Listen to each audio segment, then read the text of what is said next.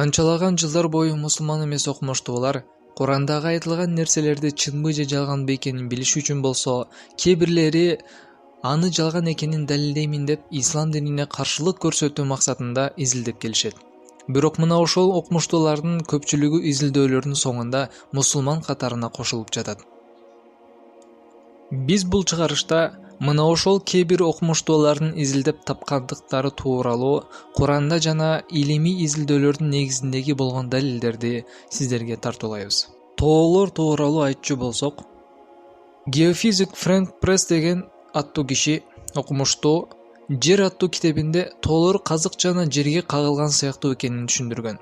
Мисалы, Эверест тоосунун жер үстү тарабындагы узундугу 9 километрге жетсе, анын жер астындагы узундугу изилдөөлөрдүн негизинде 125 километрден ашат.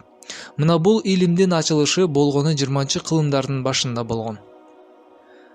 Ал эми Куранга кайтчу болсок, 1400 жыл мурун эле Аллах Таала Куранды пайгамбарыбызга түшүргөн жана мына ошол Куранда ошол жылдары тоолордун кандай экендигин Аллах Таала мындай деп баяндайт.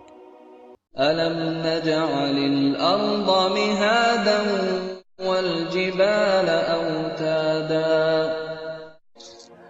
Эми асман тууралуу айта турган болсок, асман жерди коргоодо өтө чоң ролду ойнойт.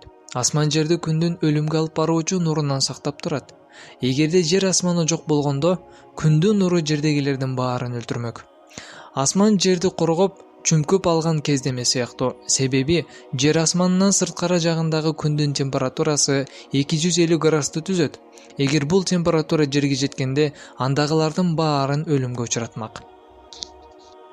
Мына эми ушу асмандын коргоочу экени тууралуу Аллах Таала Куранда эмне деген?